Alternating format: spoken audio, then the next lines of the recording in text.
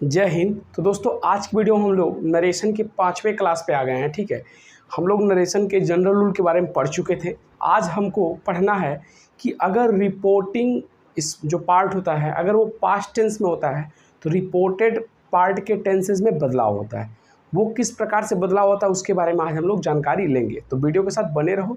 Channel पर नए हो तो चैनल को सब्सक्राइब करो, वीडियो को लाइक करो, अपने दोस्तों के साथ शेयर करो। चलो अब हम लोग स्टार्ट करते हैं कैसे टेंस बदलता है अगर रिपोर्टिंग पार्ट पास्ट टेंस में होता है। तो सबसे पहले चलो यहाँ पे बता देते हैं कि देखो नरेशन में जो होता है डायरेक्ट स्पीच और इनडायरेक्ट स्पीच दो होता है। डायरेक्ट स्पीच के दो पार्ट होते हैं, एक तो आपका इधर वाला पार्ट जो होता है वो रिपोर्टिंग पार्ट होता है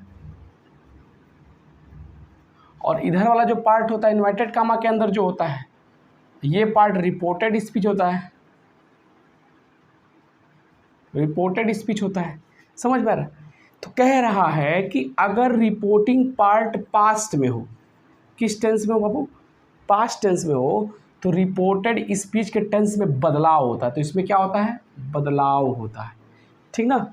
अब ये बदलाव किस प्रकार का होता है उसी को सीखना है। ठीक, देखो ध्यान से समझो यहाँ पे और साथ में आप लोग लिखते भी रहना यहाँ पे नोट्स में। ठीक है, देखो कैसे बदलाव होता है। देखो अगर रिपोर्टेड पार्ट में प्रेजेंट इंडेफिनिट टेंस होता है,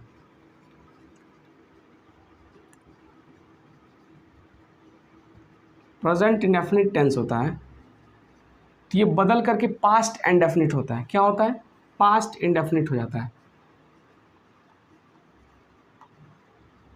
समझ में आ गया। और अगर ये प्रेजेंट कंटिन्यूअस होता है, ठीक ना, तो ये बदल करके पास्ट कंटिन्यूअस हो जाता है। ठीक, और अगर ये प्रेजेंट परफेक्ट में होता है तो ये बदल करके बाबू हो जाता है पास्ट परफेक्ट टेंस। ठीक, और अगर ये प्रेजेंट परफेक्ट कंटिन्यूअस में होता है तो ये बदल करके पास्ट परफेक्ट कंटिन्यूअस हो जाता है। समझ में आ गया यहाँ पे। और अगर ये पास्ट इंडेफिनिट होता है तो ये बदल करके पास्ट परफेक्ट हो जाता है। ठीक, और अगर ये पास्ट कंटिन्यूअस होता है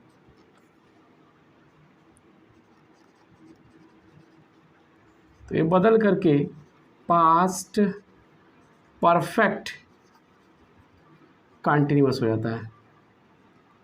ठीक, और अगर ये पास्ट परफेक्ट हो तो ये बदल करके बाबू, ये बदलता नहीं है, पास्ट परफेक्ट नो चेंजिंग, जैसा रहता है वैसे लिख देते हैं। ठीक, अभी आप इसको नोट करते रहिए, अभी मैं समझा दूंगा कि कैसे बदलेगा। बस आप याद करने का एक वो है कि अगर ये रहता है तो बदल के वो होता है। ठीक, आप इसको याद करने के लिए मैं आपको बता रहा हूँ। ठीक है, आप इसको नोट डाउन करते रहिए। अगर पास्ट परफेक्ट कंटिन्यूअस होता है वो भी नो चेंजिंग, वो भी नहीं बदलता है। समझ में आ गया, वो भी नहीं बदलता है। और अगर सेल रहता है तो बदल करके शुड हो जाता है, SHOULD, शुड हो जाता है। और अगर विल रहता है तो वो बदल करके वुड हो जाता है। और अगर कैन रहता है तो बदल करके कुड हो जाता है।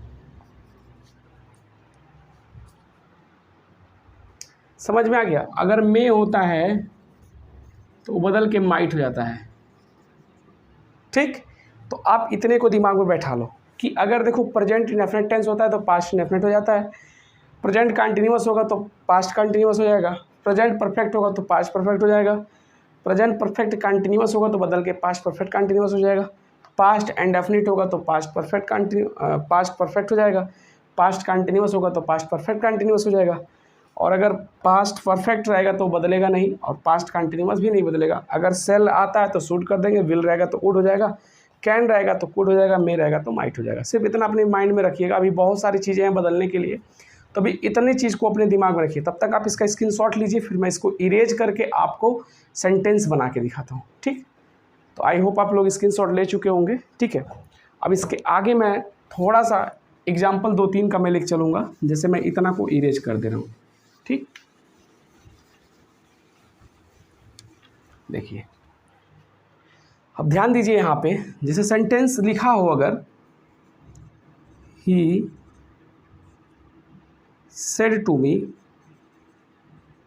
वह मुझसे कहता है, you are going to Agra, inverted comma बंद, ठीक।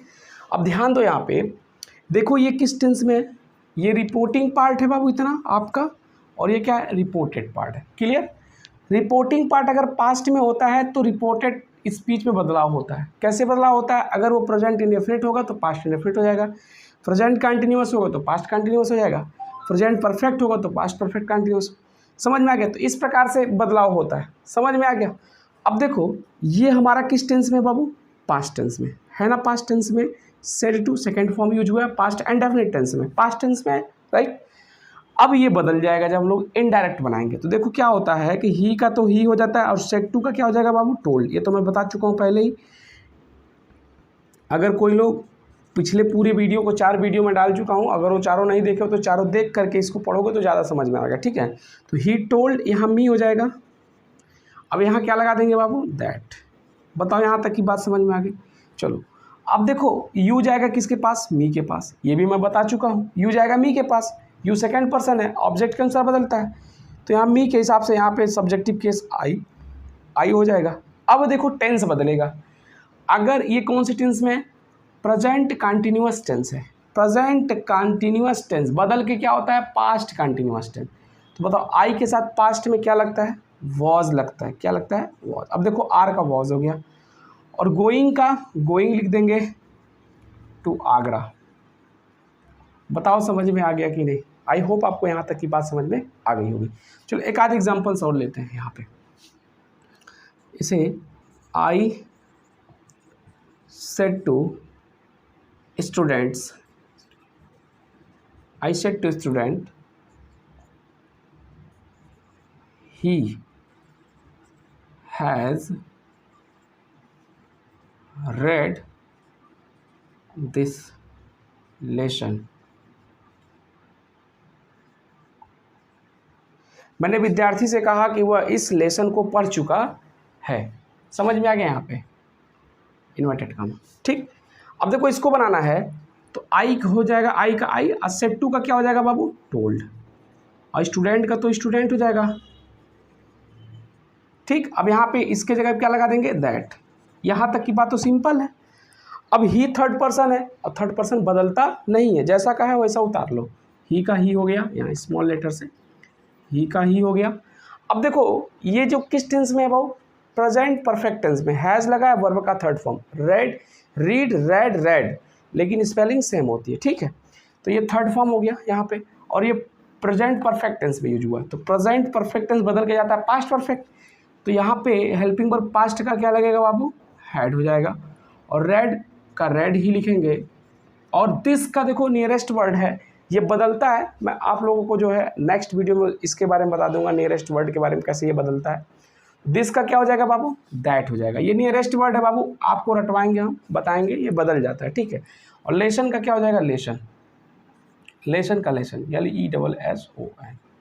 बताओ यहाँ तक की बात सबको समझ में आ गई। आई होप आपको ये सेंटेंसेस समझ में आ गई होंगी कि कैसे जो है इसका यूज हम लोग अच्छे से करते हैं। तो चलो अब हम लोग थोड़ा सा एक आध सेंटेंस और देख लेते हैं, ठीक है। मैं ज़्यादा कुछ मिटाऊंगा नहीं, बस आपको यहीं पे ही समझा दूंगा। जैसे यहाँ पे मैं टोटल इसको मिटा दिया पूरा चीज़, और ये मिटा दिया, ठीक है। अब देखो ही सेड टू मी, उसने मुझसे कहा, इन्वर्टेड कॉमा,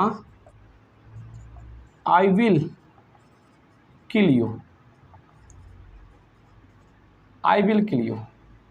बात को समझो यहाँ पे, उसने मुझसे कहा आई विल किल यू। अब देखो उसने मुझसे कहा, इसका बनाएंगे तो ही का ही हो जाएगा, सेड टू का क्या हो जाएगा, टोल्ड, TOLD। अब मी का भी हो जाएगा मी, यहाँ लगा देंगे बाबू दैट, क्लियर। अब आई जो है फर्स्ट पर्सन है, बदलेगा सब्जेक्ट के अनुसार, सब्जेक्ट के अनुसार बदलेगा, तो ही सब्जेक्ट के अनुसार ही के अनुसार बदलेगा। ही का सब्जेक्टिव केस क्या हो जाएगा, यहाँ पे ही आ जाएगा। बात क्लियर है, सब मैं पिछली वीडियो में बता चुका हूँ। अब देखो मैं बताया था विल का उड होता है, विल का क्या होगा, उड। तो यहाँ पे विल का क्या लिखेंगे आप, उड, WOULD, उड। आई किल का किल, यू बदलेगा सेकंड पर्सन के अनुसार, सॉरी सेकंड ऑब्जेक्ट के अनुसार सेकंड पर्सन बदलेगा। तो यहाँ पे मी है, तो यहाँ ऑब्जेक्टिव केस मी का मी हो जाएगा। आई होप आपको ये पूरी बात समझ में आ गई होगी। दोस्तों देखो कठिन कुछ नहीं होता है, ठीक है। आप लगातार मेहनत करते रहो, लगातार वीडियो के साथ बने रहो, लगातार किताबों के साथ बने रहो। एक दिन पढ़ने से कुछ नहीं होता है। आप एक दिन 8 घंटा 6 घंटा 7 घंटा बैठ के पढ़ लिया तो वो बड़ा चीज़ नहीं है, ठीक है। आप 4 ही घंटा पढ़ो लेकिन पर डे पढ़ो, ये बड़ा चीज़ होता है। समझ में आ गया। देखो कोई भी चीज़ करने के लिए बाबू जब तक रेगुलर आप नहीं करोगे तो आप ज़्यादा अच्छा उसके बारे में नॉलेज नहीं ले पाओगे। तो रोज़ पढ़ो, थोड़ा थोड़ा पढ़ो लेकिन पर डे पढ़ो। ये नहीं कि एक दिन ही जो है 10 घंटा पढ़ लिया उसके बाद से जो है अगले दिन पढ़ा ही नहीं। तो ऐसा नहीं होना चाहिए। आप 4 ही घंटा पढ़ो, 2 ही घंटा पढ़ो लेकिन पर डे पढ़ो, तब जाकर के उसका इफेक्ट आपको देखने को मिलेगा। नहीं रेगुलर पढ़ते हो, एक दिन पढ़ोगे तो कोई इफेक्ट नहीं आपको मिलेगा। समझ में आ गया। तो मिलता हूँ नेक्स्ट वीडियो में। जय हिंद, वंदे मातरम।